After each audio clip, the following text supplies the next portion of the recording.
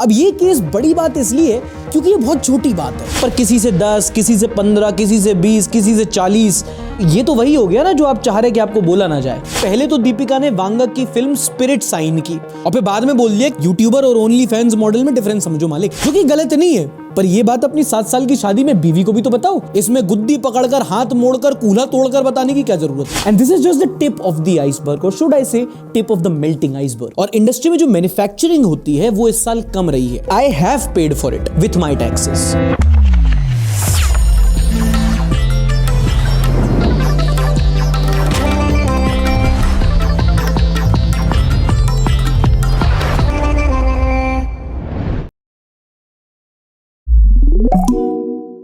नमस्कार, आदाब, this is सार्थक and welcome back on the Sunday show. वो शो जहां हम करेंगे न्यूज की बात एंटरटेनमेंट के साथ। देखो, बहुत कम होता है जब कुछ बात अंदर ही अंदर चल रही हो, पर जब वो बाहर आती है तब आप बोलते हो ये तो साला होना ही था। और ऐसा ही हुआ कुछ इस हफ्ते। Let's talk about Mohak Mangal versus ANI versus YouTubers case. आइए देखते हैं, मजा आएगा। मजा आएगा? अबे मेरे चैनल के साथ तुम्हारी नौकरी भी जाएगी, पता है ना तुम्हें। मजा आएगा।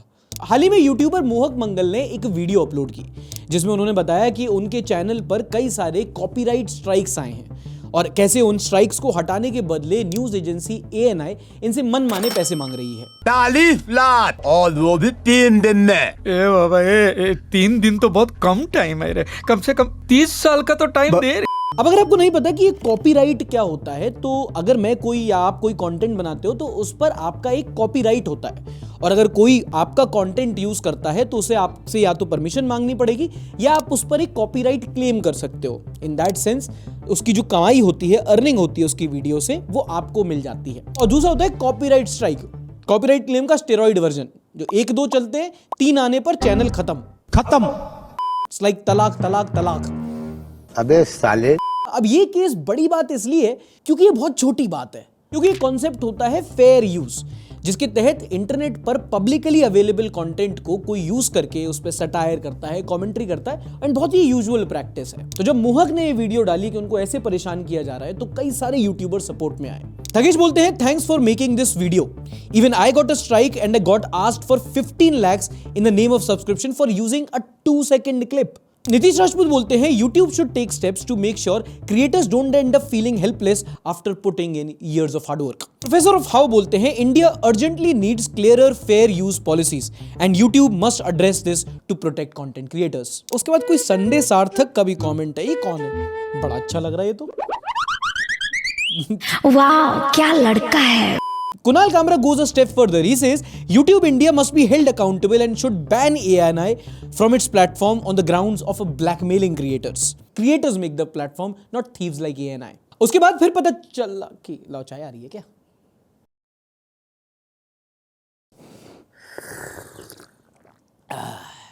फिर पता चला कि इट्स नॉट जस्ट मोहक, other YouTubers like Satya show, Thagesh, पौरुष, इन सब पर भी कंटेंट स्ट्राइक्स आए हैं और मन माने पैसे मांगे गए हैं। किसी से 18 लाख, किसी से 20 लाख, किसी से 40 लाख।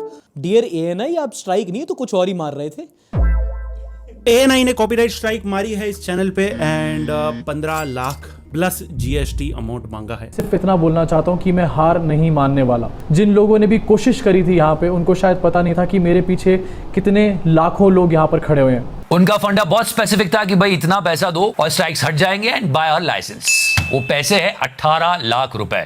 दोस्तों, तुम लोग कॉपीराइट मत लगा देना मेरे पे, मैं सीधा रो दूंगा। Now we should know both sides of the story. तो let's see ANI का क्या कहना है। तो ANI के जो हेड हैं स्मिता प्रकाश, इन्होंने इस टाइम पे एक ट्वीट को रीट्वीट किया जिसने बोला था कि भाई ये तो ANI का बिजनेस मॉडल है, न्यूज क्लिप्स को लेके उसको बेचना।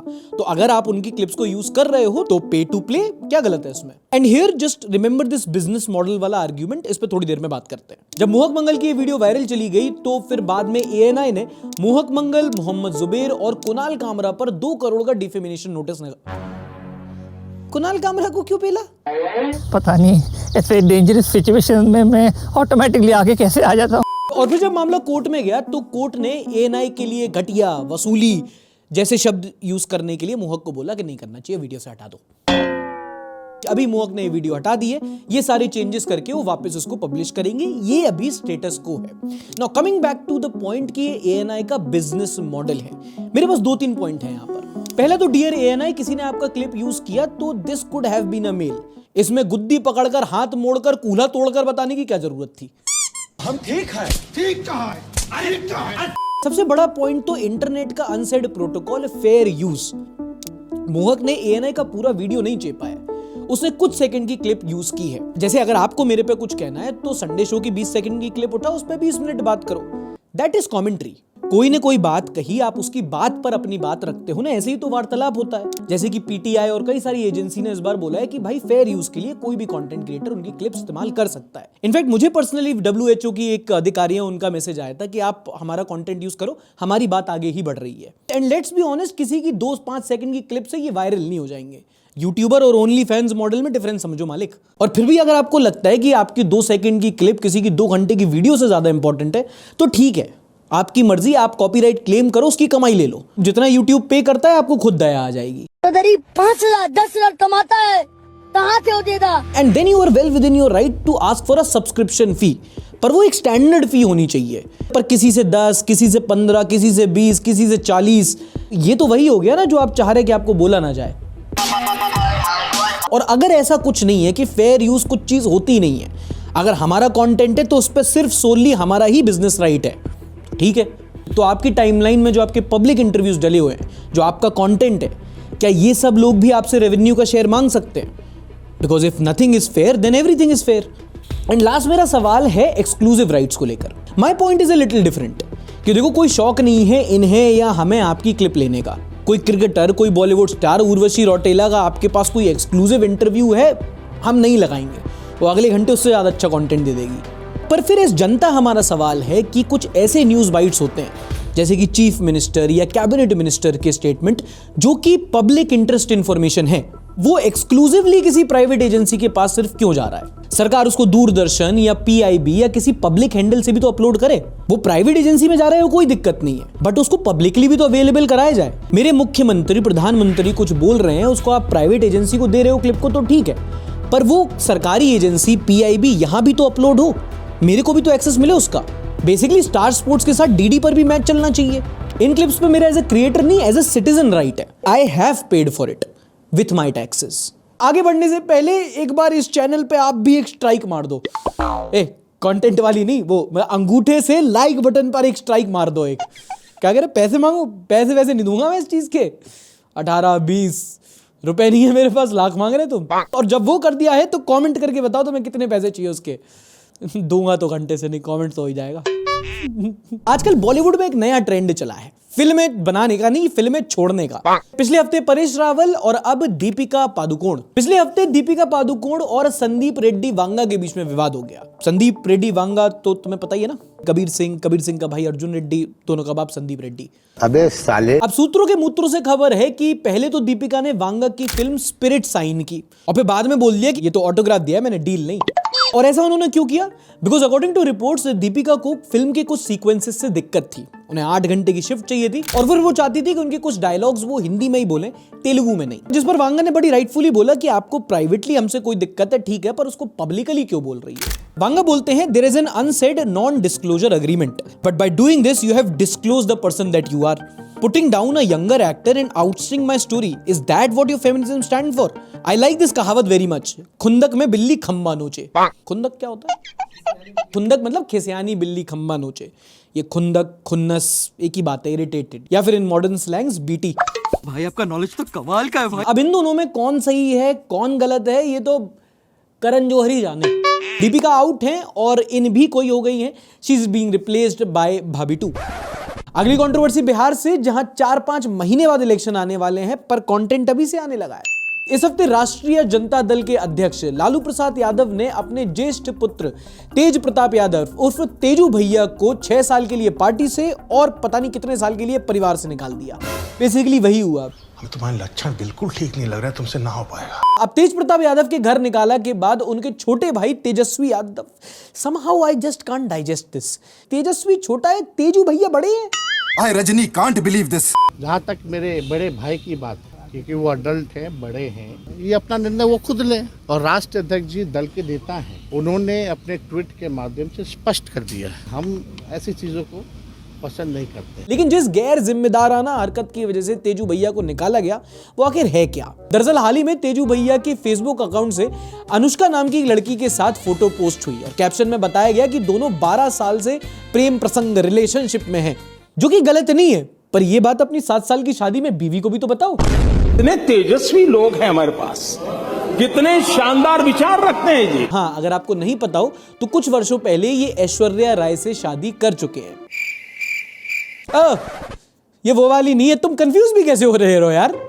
अब ये मसला और उफान तब पकड़ लिया जब बहू ऐश्वर्या ने सामने आके बोला कि भैया ये सब ड्रामा है। अभी सास रावड़ी देवी जाके अपने बबुआ से बोल रही होंगी चुप रहो बेटा, कुछ नहीं, मैटर शांत हो जाने दो, कुछ कर रही होंगी उसको। केजरीवाल की कसम सब मिले हुए हैं जी। लोग सब मिले हुए हैं। कल भी राबड़ी देवी गई होंगी, उसका आंसू पोछी होंगी और बोली होंगी अभी शांत रहो, सब हम ठीक कर देंगे। इलेक्शन के बात है, इसीलिए इन लोगों ने ऐसा ड्रामा रचा है। अगर ये विधाता ने मुझे जरा से भी हिंट दी होती ना मेहता साहब कि मेरी लाइफ में ये सब होने वाला है, तो माँ कसम मैं जन्म ही नहीं लेता था। अच्छा, शादी और धोखे से याद आया, एक और कंट्रोवर्सी हुई 7 समंदर पार। ये है entrepreneur Landon Nickerson, YouTuber Wizard Liz के एक्स फियोंसे।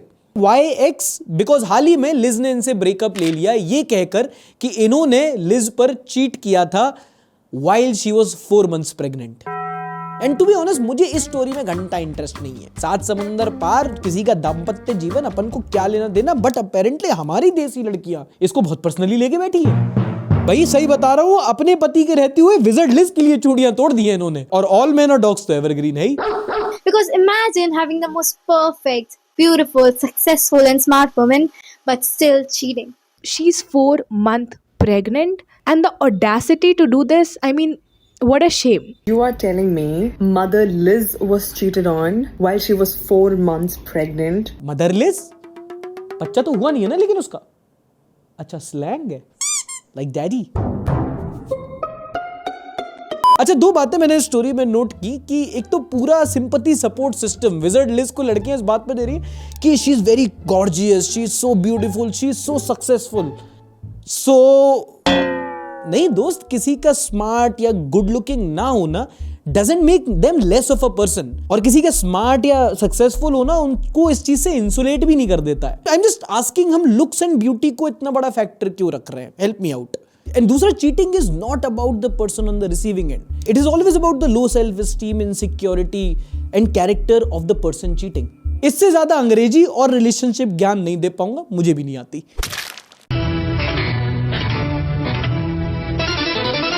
अगली खबर सुनाने के लिए मैं बहुत एक्साइटेड हूं। यह खबर है प्रेग्नेंट महिलाओं को लेकर, और वो बताने से पहले अब थोड़ा मन नहीं कर रहा, मेरा मूड स्विंग हो गया, अब नहीं बताऊंगा। तमिलनाडु की एक महिला का केस सुनते हुए सुप्रीम कोर्ट ने कहा कि अगर कोई महिला एम्प्लॉयड है और उसके काम से पहले उसके पैर भारी हो जाते हैं तो उसको मैटरनिटी लीव यानी कि मातृत्व अवकाश आधिकारिक तौर पे मिलना चाहिए। और ये मैं नहीं कह रहा हूं, सुप्रीम कोर्ट का वाणी है ना। यहाँ पे थोड़ा सा नुआंस के लिए बता दूं कि ये जो मैटरनिटी लीव है ये कॉर्पोरेट में बहुत बड़ा इशू है कई सारे देशों में। क्योंकि होता क्या है कि एक महिला जब भी प्रेग्नेंट होगी तो कुछ टाइम के लिए, कुछ समय के लिए उसको अपने शिशु पर ध्यान देना होगा, वो उतनी तरह से काम नहीं कर पाएगी, इसलिए वो मैटरनिटी लीव मांगती है। जबकि एम्प्लॉयर उसको इस एंगल से देखता है कि कभी भी कोई लड़की अप्लाई कर रही होती है और वो अपने प्राइम पे होती है, शादी हो गई होती है, तो वो ऐसे देखता है कि अगर यार इसका बच्चा आगे होना हो तो एक मैटरनिटी लीव मांगेगी और मुझे पे करना पड़ेगा, काम मिलेगा नहीं। So they end up choosing the male candidates instead. कुछ देशों में मैटरनिटी लीव का बहुत इशू है और कुछ देश तो मैटरनिटी के साथ साथ पैटर्निटी लीव भी देते हैं कि मां के साथ साथ पापा को भी छुट्टी। मम्मी का ख्याल कौन रखेगा जब मम्मी शिशु का ख्याल रखेंगे। और मर्द जात इतनी चालाक, इसी को लेकर आजकल शी इज नहीं बोलते हैं we are pregnant. We are pregnant है मतलब दर्द झेले वो, खट्टा खाए वो, बच्चा पैदा करे वो। तुम क्रेडिट पगलू, तुम कहां से वी आर प्रेग्नेंट? जो तुम्हारा है ना वो बेबी बंपनी, वो तोंद है। छुट्टी ले भी रहे हो तो जिम जाओ। मैं किस मुंह से बोल रहा हूं? 2 महीने का तो मेरा भी है बाय द वे। अब मैटरनिटी लीव को ही लेकर मुझे एक सब्सक्राइबर का कमेंट याद आया, पढ़ के सुनाता हूं। लेविकार्पस बोलते हैं, I disagreed with your opinion on maternity leave. I think we need to make maternity and paternity leave mandatory. This way there is a balance and a new father must want to be with their child and support his partner during this time. देखो भाई, ये ना बहुत आपने बोला जो है वो बड़ा आइडियलिस्टिक सिनेरियो है। कौन नहीं चाहेगा कि जब नया बच्चा हो तो मम्मी पापा साथ में नए बच्चे को केयर दें, बट जब आप इसको एक प्रैक्टिकल पर्सपेक्टिव से देखो, इसको जब मैंडेटरी बनाओगे, it will and up hurting the female employees. क्योंकि जो एम्प्लॉय पर्सपेक्टिव से आप देखो ना, वो मान लो 2 कैंडिडेट्स हैं, है ना, उसको औरत को भी हायर करना है, आदमी को भी करना है, हायर एक ही को कर पाएगा, कैंडिडेट दोनों हैं। उसके सामने एक प्रपोजिशन है कि भाई ये औरत है, इसको मैंडेटरी लीव देनी ही पड़ेगी, अगर ये प्रेग्नेंट हो गई तो। Forgive my language here if it is rude, but सामने वाला लड़का है जो शायद उतना क्वालिफाइड नहीं है, पर यार 3-4 महीने काम तो करवा पाऊंगा, इसको फ्री की सैलरी तो नहीं देनी पड़ेगी। The employer will always and up choosing the male candidate. तो वो काउंटर इफेक्टिव हो जाता है। यही है ना, हार्ड लाइन आप ड्रॉ नहीं कर सकते।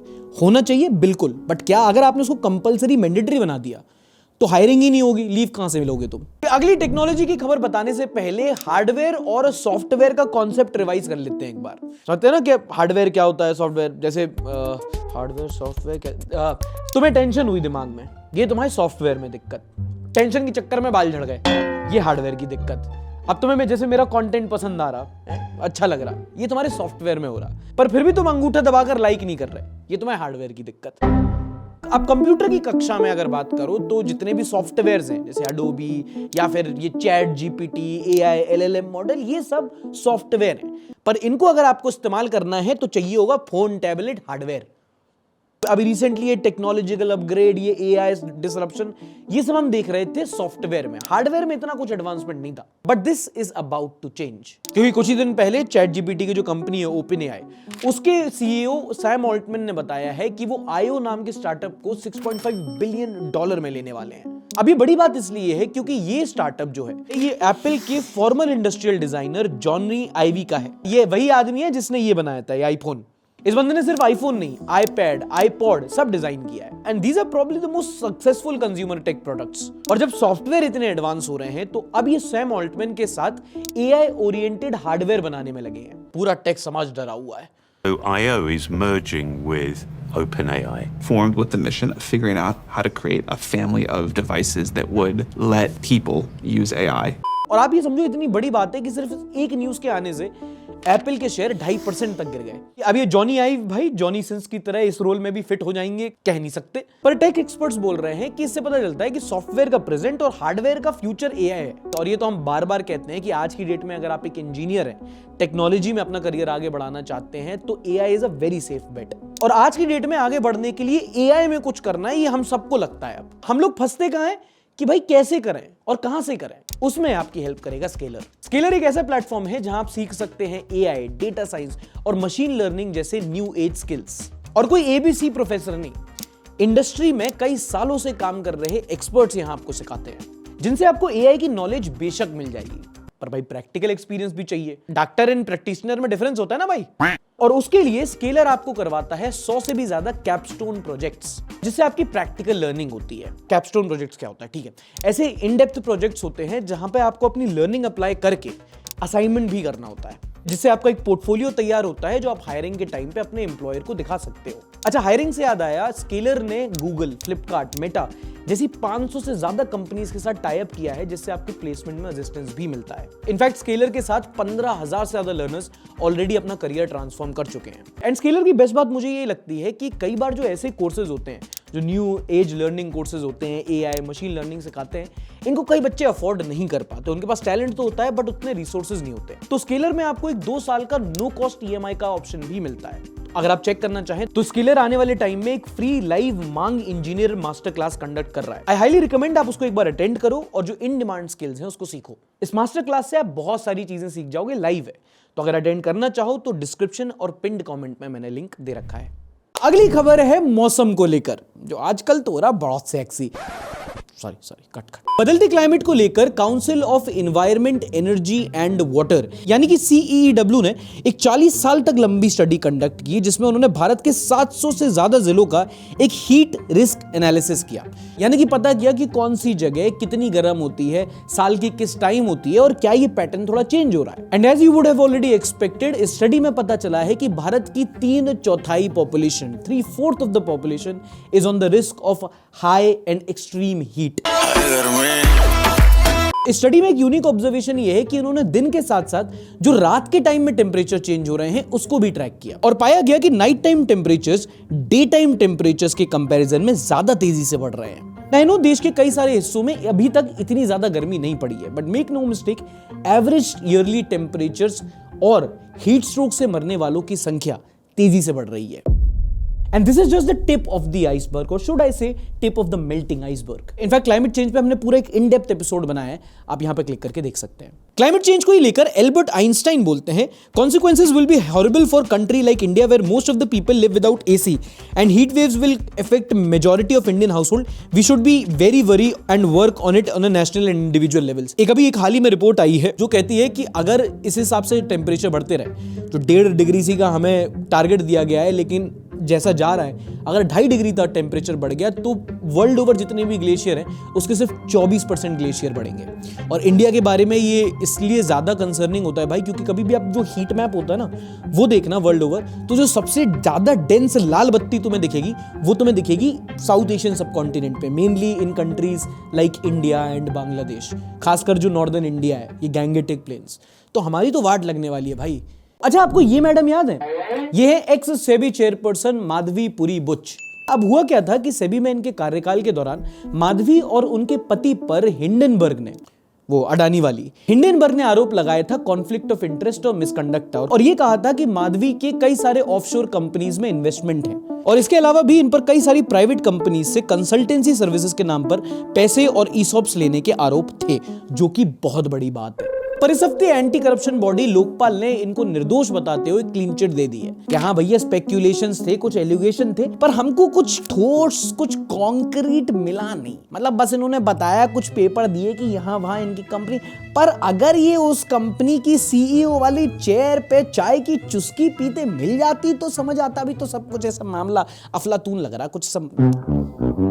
अब अगर आप पूछोगे सार्थक इसमें कौन सी बड़ी बात है, सेबी चीफ पे आरोप लगाए तो चलता रहता है करप्शन, तो ब्रो इसको ऐसा समझो कि कभी कभी कुछ पोजीशंस इतनी इंपॉर्टेंट हो जाती हैं कि वहां पे करप्शन का तिनका भी पहाड़ से ज्यादा बड़ा होता है। सोचो, सेबी चीफ, वो व्यक्ति जो पूरा मार्केट रेगुलेट कर रहा है, उस पर अगर करप्शन के आरोप लगे तो पूरे मार्केट की क्रेडिबिलिटी पे असर पड़ता है। फिल्म क्रिटिक की प्रोड्यूसर बन जाएगा तो रिव्यूज पे भरोसा थोड़ी कर पाओगे तुम। अगली न्यूज सुनने के पहले फ्रीलोडर्स प्रथा अनुसार एक बार थोड़ा सा दक्षिणा दे दो, यहाँ पे थोड़ा एक लाइक बटन दबाओ, थोड़ा क्षेत्र में जाओ, मोटिवेशन दो थोड़ा।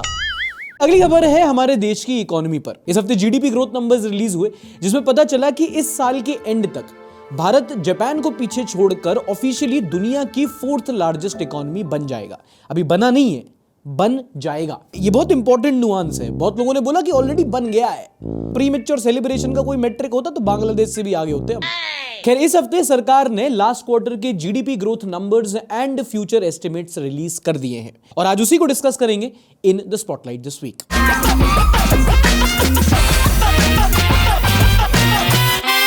अब कई बार हम सुनते हैं कि जीडीपी इतनी बढ़ गई, जीडीपी उतनी बढ़ गई, पर ये जीडीपी का मतलब, मायने क्या है? देखो, जीडीपी का मीनिंग होता है ग्रॉस डोमेस्टिक प्रोडक्ट। कॉमर्स वालों को पता होगा, it's a value of total goods and services produced in the country. Science वाले कंफ्यूज हो गए कि अरे ये लोग पढ़ते भी हैं। हाँ भाई, debit what comes in, credit what goes out.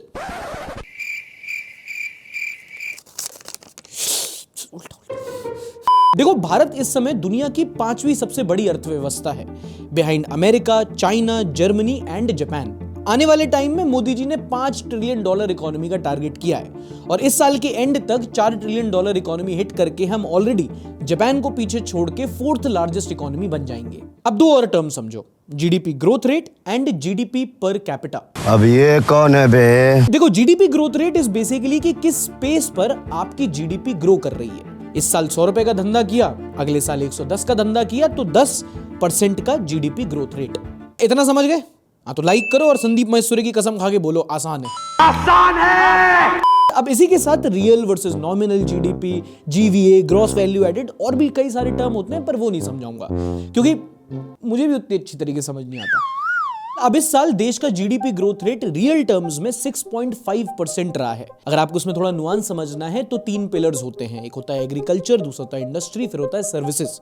और इंडस्ट्री में जो मैन्युफैक्चरिंग होती है वो इस साल कम रही है, जो आपको एक तरीके से बताता है कि देश में अनएम्प्लॉयमेंट, बेरोजगारी की समस्या बहुत हो गई है। पर इसके बावजूद 6.5% का जीडीपी ग्रोथ रेट काफी है। अमूमन 5 से 10% का एक डेवलपिंग कंट्री के लिए काफी ज्यादा अच्छा ग्रोथ रेट माना जाता है। पर चूंकि इस समय काफी सारे जो कॉन्फ्लिक्ट्स हो रहे हैं और इंटरनेशनल ये जो ट्रंप ने भसड़ मचा रखी है, तो जो ग्रोथ है वो कंट्रीज की रुकी हुई है। एंड 6.5% के साथ भी India is the fastest growing economy in the world. America क्या कहता था, क्या हो तुम, आज हम कहते तू क्या है बे। जीडीपी ग्रो कर रहा है, इसका मतलब ये नहीं है कि देशवासी भी उतना ही ग्रो कर रहे हैं, क्योंकि GDP is gross value, whole, कुल मिलाकर। अंग्रेजी के 2 शब्द होते हैं, डेवलपमेंट एंड प्रोस्पेरिटी। प्रगति आ रही है इसका मतलब ये नहीं कि समृद्धि भी आए, उसके घर वाले नाइट स्टे अलाउ नहीं करते।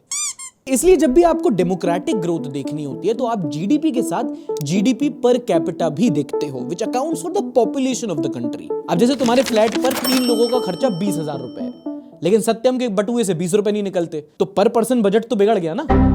भाई स्प्लिट वाइज क्लियर कर दे यार। हाँ तो नहाते नहीं हो क्या मतलब, साबुन का तो दोगे ना? नहीं।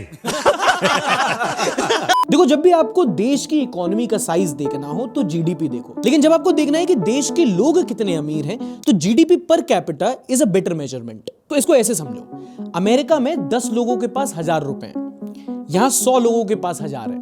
अब जीडीपी दोनों जगह 1000 हुई, पर वो एडवांस पी ले रहे, तुमसे बीड़ी नहीं खरीदी जा रही। Shit. अब जब जीडीपी वर्सेस पर कैपिटा की बात करनी है तो इंडिया को सिमिलर स्टेज पे चाइना से कंपेयर किया जा सकता है। चाइना की इकोनॉमी $4 ट्रिलियन हिट की थी तो उनका पर कैपिटा जीडीपी $3500 था।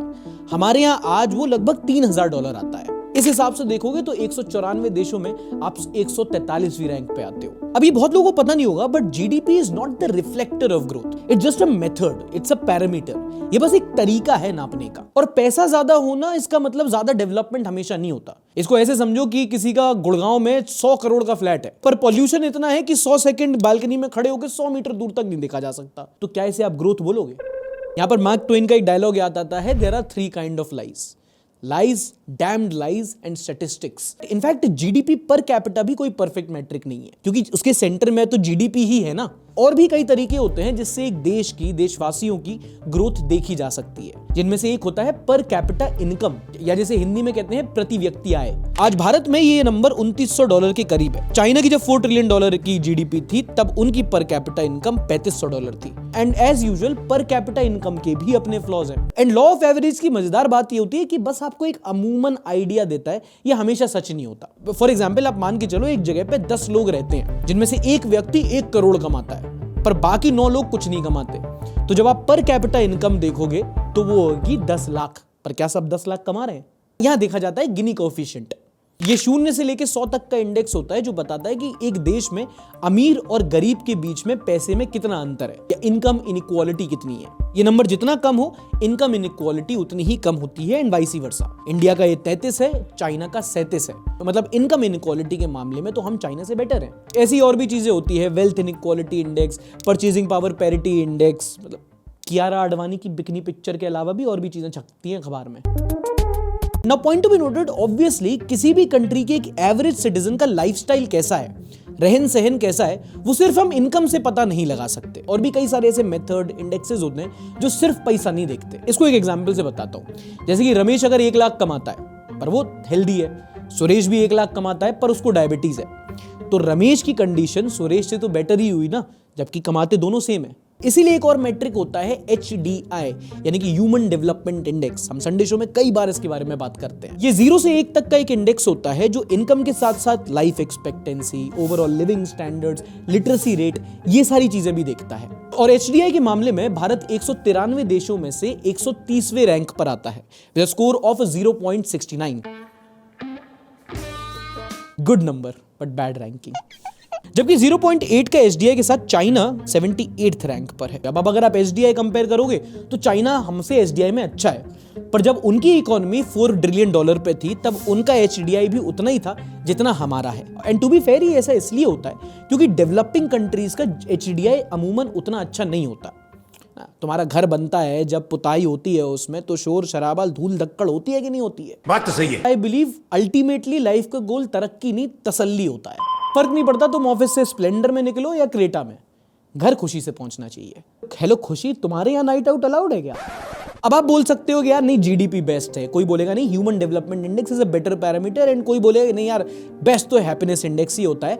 सब अपने अपने तरीके हैं, पर कोई भी तरीका परफेक्ट नहीं है क्योंकि कई सारी और चीजें होती हैं, gender parity, freedom of expression, mental health, बहुत सारी चीजें होती हैं जो किसी भी व्यक्ति की खुशी, समृद्धि, तरक्की डिसाइड करती हैं। सबके अपने अपने पैरामीटर होते हैं। हम मालूम है तेरे बाप को मत सिखा, चल। मैं तो थोड़ा ज्ञान पिलने की कोशिश कर रहा था भाई, ऐसे ये क्या हरकत है ये। पर हाँ, एक पॉइंट जिसको आप डिस्काउंट नहीं कर सकते कि जीडीपी एक बहुत इंपॉर्टेंट पैरामीटर होता है and most widely accepted parameter है ये, क्योंकि ये वेल डॉक्यूमेंटेड है कई सारी रिसर्चेज में कि जैसे जैसे व्यक्ति के पास पैसा आता है उसकी खुशी भले ना बढ़े पर उसके दुख कम हो जाते हैं, क्योंकि जिसके पास पैसा आ जाता है वो खाना अच्छा खाने लगता है, घर में रहने लगता है, अस्पताल में जाओ तो कोई टेंशन नहीं, बच्चे को अच्छे स्कूल में पढ़ा रहे। तो जब ये फूड, शेल्टर, हेल्थ केयर जैसी बेसिक फैसिलिटी सॉर्ट हो जाती हैं तो आदमी अपने आप में संतुष्ट फील करने लगता है। सोचो ईएमआई ना होने की टेंशन वो खुशी नहीं बढ़ाती होगी। तो ये था इस हफ्ते का स्पॉटलाइट। इकोनॉमी में मैं स्कूल में तो पास नहीं हो पाया, काश यहाँ हो जाऊं। अगर हो गया तो भाई एक बार लाइक करके जरूर बताना। ओके, इस हफ्ते आपने इंटरनेट पर एक हैशटैग फंड कावेरी इंजन, ये ट्रेंड जरूर सुना होगा। अब आप पूछोगे यार ये किस चिड़िया का नाम है? तो भैया ये चिड़िया का नाम नहीं है, पर हाँ ये उड़ने में जरूर हेल्प करेगा। देखो, ऑपरेशन सिंदूर के बाद हमारे कंट्री के वॉरहेड्स, डिफेंस आर्सेनल, कैसे आपके पास टेक है, कौन से जहाज हैं, कौन सा प्लेन है, S-400 है, इन सब पे अवेयरनेस बहुत बढ़ गई है। ब्रह्मोस यानी आसिम मुनीर के ऑफिस के अंदर। This doesn't count. देखो, 3 तरह की डिफेंस टेक्नोलॉजी होती है। एक तो वो जो इंपोर्ट की जाती है, जैसे कि S-400 डिफेंस सिस्टम हो गया या अमेरिका के F सीरीज प्लेन्स हो गए। ये सब जो होते हैं, जो बड़े कंट्री, या रफाल हो गया फॉर दैट मैटर, वो बाकी देशों से हम इंपोर्ट करते हैं। दूसरा होता है जो कोलैबोरेशंस के साथ बनाए जाते हैं, कि थोड़ी टेक्नोलॉजी हमने उन कंट्रीज के पास थी, थोड़ी टेक्नोलॉजी हमारे पास थी, दोनों देशों की इंस्टीट्यूशन से मिलकर एक नई टेक्नोलॉजी डेवलप की, फॉर एग्जाम्पल ब्रह्मोस। एंड तीसरा होता है इंडिजीनियस, यानी कि वो एयरक्राफ्ट, वो इंजन जो हम देश के अंदर ही बनाते हैं, self dependent, make in India. अब इसी में आता है कावेरी इंजन। एक टर्बो इंजन है जो फाइटर एयरक्राफ्ट में लगाया जाता है, और फाइटर एयरक्राफ्ट में जो इंजन लगते हैं ना, वो बहुत ही ज्यादा कॉम्प्लेक्स टेक्नोलॉजी होती है। वो क्या होता है, जो 2 मेटल को मिलके एलॉयज लगते हैं ना, इतना ज्यादा हीट जाता है कि वो एलॉयज ही बहुत सारी कंट्री नहीं बना पाती। फिर बहुत सारे ऐसे नैनोटेक होते हैं, कई सारे ऐसे सेमीकंडक्टर, वो चिप्स वगैरह होती है, जो हर चीज एक देश में अवेलेबल होना थोड़ा मुश्किल है। इसीलिए इस टेक्नोलॉजी पे बाहर के देशों पे निर्भर होना पड़ता है। पर Kaveri engine indigenously built engine है, और इसे डेवलप करने में इंडियन साइंटिस्ट को बहुत सारे सेटबैक्स आए। One of them is being funding, क्योंकि ऐसी टेक्नोलॉजी को डेवलप करने में पैसा बहुत लगता है, फंड्स बहुत लगते हैं। इसलिए इंडियन सरकार से मांग कर रहे हैं कि आप कावेरी इंजन प्रोजेक्ट को फंड कीजिए। In fact defence minister Rajnath Singh ने 5th generation stealth fighter jet के डिजाइन और प्रोडक्शन के लिए एक एग्जीक्यूशन मॉडल भी पारित कर दिया है। अब भारत इस सेंस में काम कर रहा है। ये प्रोजेक्ट एरोनॉटिकल डेवलपमेंट एजेंसी यानी कि ADA लीड करेगा, और ये टेक्नोलॉजी पब्लिक सेक्टर एंटरप्राइजेस और प्राइवेट फर्म्स के साथ मिलकर डेवलप की जाएगी। ये जो 5th जनरेशन फाइटर जेट्स होते हैं, ये बहुत हाई एडवांस हाई टेक होती है। सिर्फ 3 कंट्री अभी तक क्रैक कर पाई हैं, US, रशिया एंड चाइना। और इंडिया अगर इस क्लब में अच्छे से एंटर कर जाता है तो हम ना सिर्फ अपने डिफेंस इंपोर्ट कम कर पाएंगे, बट डिफेंस एक्सपोर्ट्स भी बढ़ा सकते हैं। दैट्स अगेन अ नुआंस जो आप किसी आर्टिकल में पढ़ लें। मैं हेलीकॉप्टर बाय बाय करके खुश होने वाला आदमी हूं।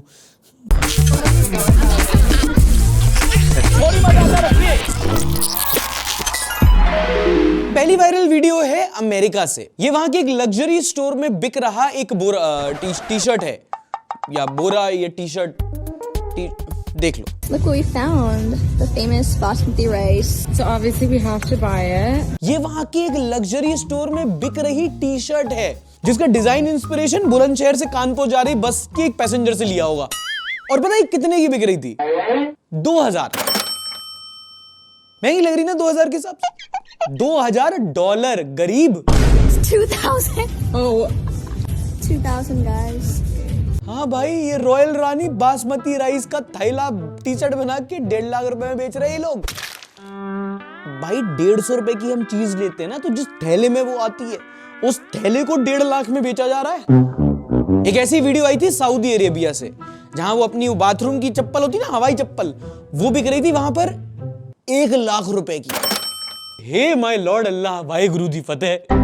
देखो दोस्तों, मुझे लगता है ना कि एक पॉइंट बाद अमीर आदमी कंफ्यूज हो जाता है, क्योंकि उसको सस्ती चीजें लेनी नहीं है और महंगी चीजें पसंद नहीं आ रही, तो वो सस्ती चीजों को महंगी बनाने लगता है। चप्पल 1 लाख, थैला 1.5 लाख, गमछा 2 लाख। ये गरीबी रोमांटिसाइज नहीं करते, उसके साथ मेकआउट करने लगते हैं। कुछ टाइम बाद देखना, कोई स्टार्टअप नाले की बदबू को पैक कर परफ्यूम की तरह बेचेगा और कस्टमर उसको खरीद के कहेंगे, oh my god this is so good. Isha हे बोलती हैं, विमल का ठेला सबसे वायरल है गुजरात में, तो भाई भले ही कोई अमीर हो या गरीब, सबके पास है भाई। और सस्टेनेबल की बात हो रही है तो टोट बैग का जो ट्रेंड आया, माय मॉम लव्स इट भाई, सब कुछ एक थैले में भर लो, मजे ही मजे।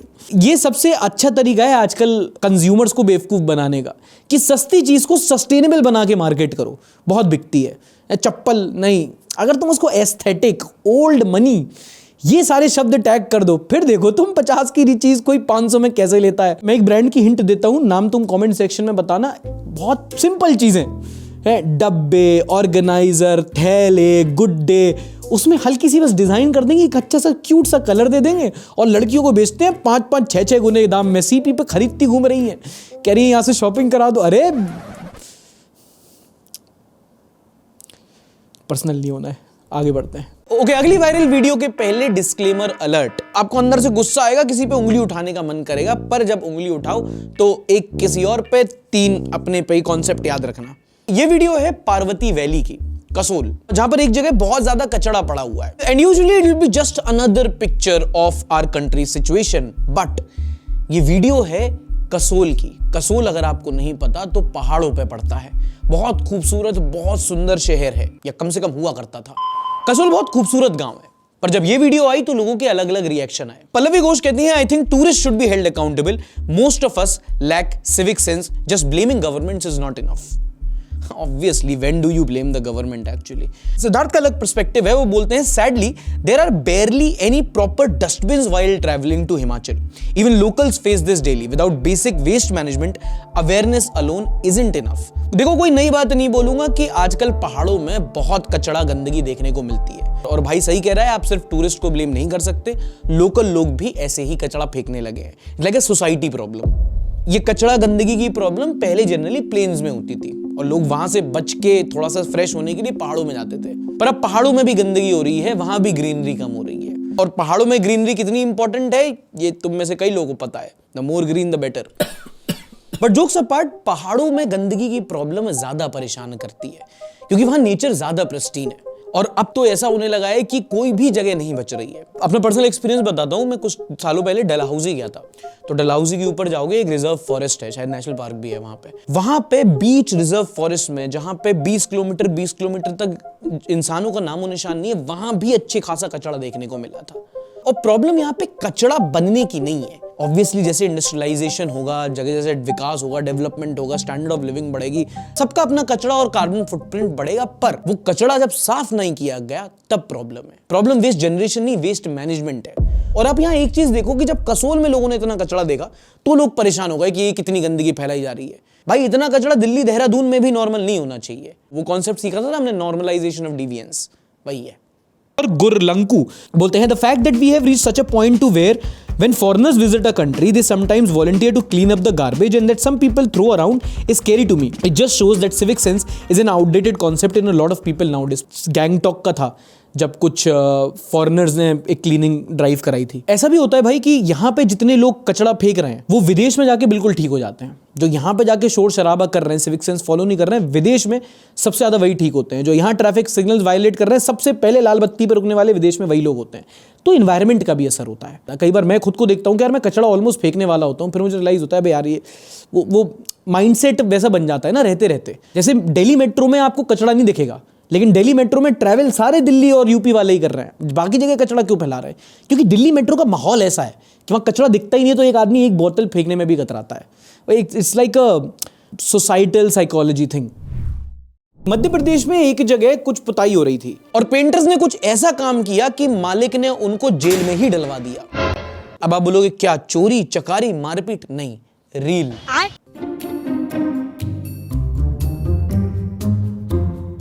अब समझे क्यों? क्योंकि ये पुताई करने पुलिस थाने आए थे, जिसमें हवालात की ही रील बनाने लगे। सुन छोरी, कानून के हाथ की चाय पिए, थानेदार अपना यार है, मिस्त्री कह दे, कीड़ा मकोड़ा समझ रहे हो। इन्होंने हवालात की रील बनाई, पुलिस ने हवालात में ही डाल दिया। फिर ज्यादा मजा आ रहा अंदर, वही रहो। और अब हफ्ते की सबसे अजीबोगरीब खबरें इन द नेक्स्ट सेगमेंट।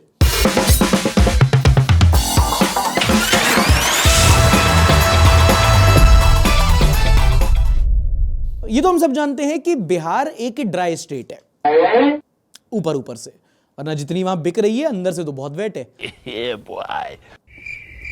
इतनी ठरक कहां से आती है भाई? बट अच्छा, क्योंकि ड्राई स्टेट है, दारू नहीं बिकती वहां पे, तो वहां पर अक्सर शराब तस्करी की खबरें आती रहती हैं, छापा पड़ता रहता है। अब ऐसी एक दिन बेतिया में पुलिस को खबर मिली कि शराब तस्करी हो रही है। उन्होंने जाके रेड मारी और पकड़ा एक शातिर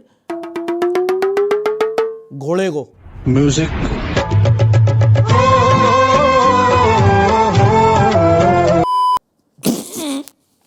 दरअसल पुलिस को टिप मिली थी कि एक आदमी जाके शराब की स्मगलिंग कर रहा है, तो उन्होंने रेड मारी। जब तक वो भाग गया था तो पुलिस ने उसके घोड़े को गिरफ्तार कर लिया।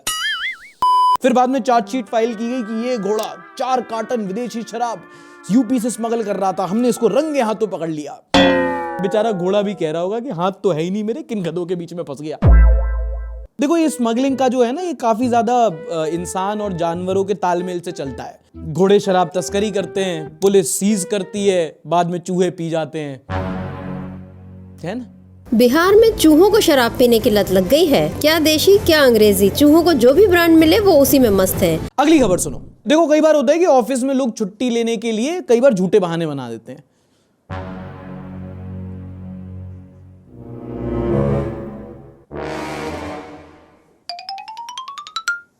बनाते तो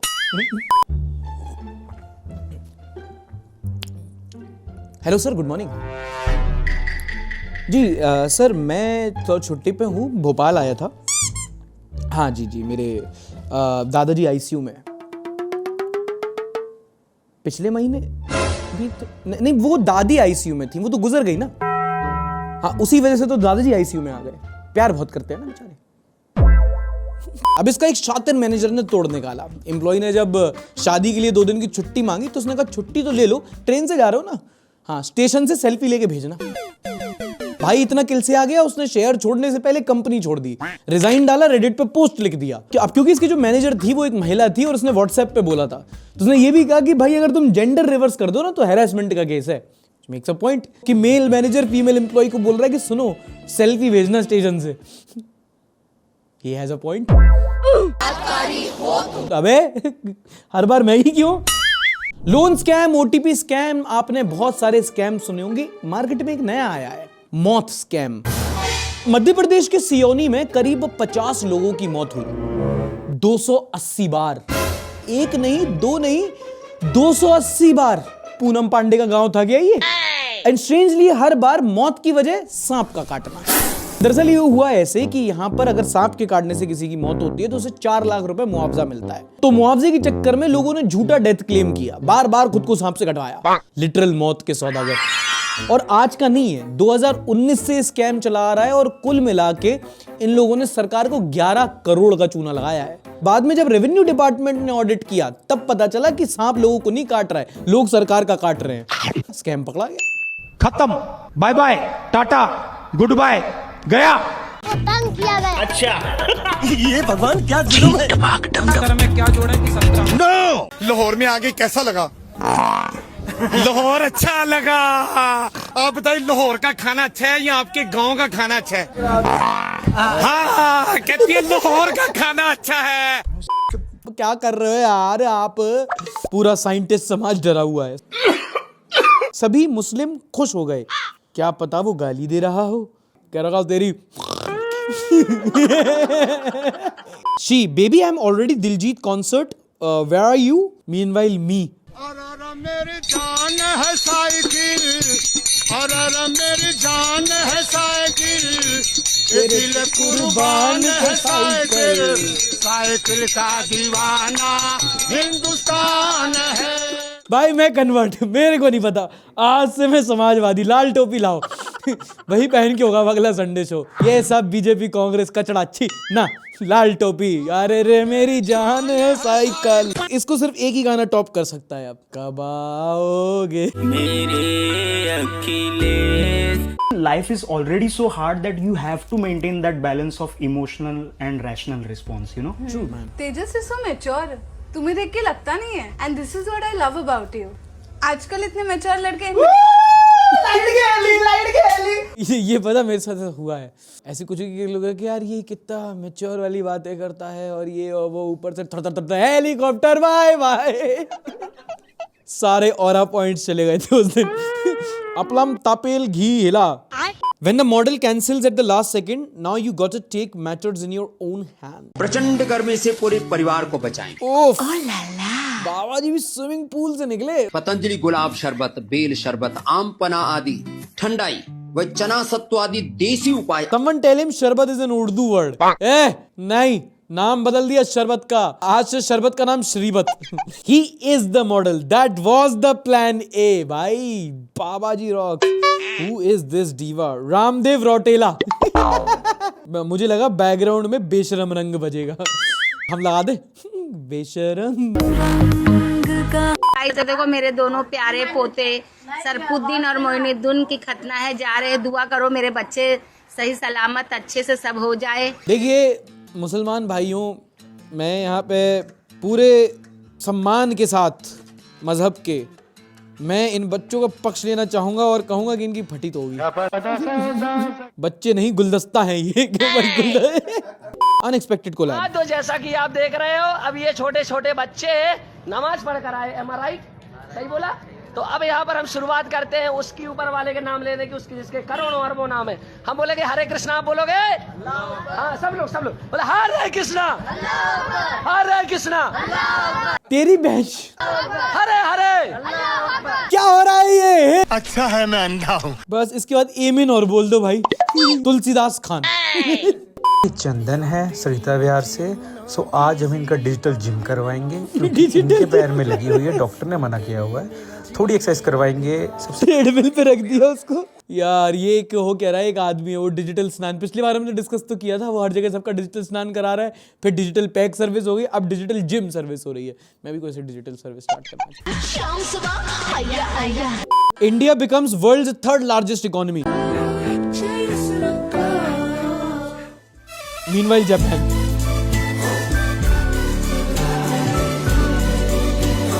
आज पनीर पाकिस्तान की तरफ से है, जय जिंद। अशोक लेलैंड भारत बेंज वॉल्वो हु। भाई तो पूरी ट्रेन जा रही है यार, ये ठेलों की ट्रेन है यार ये।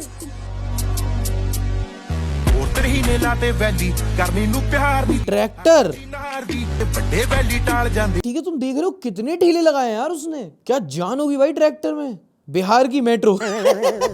जाने से पहले अगर वीडियो अच्छा लगा तो एक बार लाइक करके चैनल पे स्ट्राइक मारना, और अगर पसंद नहीं आया तो डिसलाइक भी कर सकते हो। फिर कमेंट सेक्शन में बताना कि हम इसको कैसे इंप्रूव कर सकते हैं। किसी दोस्त के साथ, किसी रिश्तेदार के साथ ये वीडियो शेयर कर सकते हो, बता सकते हो कि भैया कोई है जो ऐसे न्यूज़ को एंटरटेनिंग तरीके से बता रहा है। और ऐसी ही न्यूज़ और एंटरटेनमेंट के साथ अगले हफ्ते एक बार फिर अगले संडे शो में आपसे यही मुलाकात होगी। तब तक के लिए आपको क्या करना है, यू नो, आपको अपना ध्यान रखना है। Take care, tata, bye bye, शब्बा खैर, and don't forget to like, subscribe and share. And don't forget Scaler की लाइव इंजीनियरिंग मास्टर क्लास का लिंक डिस्क्रिप्शन और पिन्ड कमेंट में आपको मिल जाएगा, तो don't forget to check it out.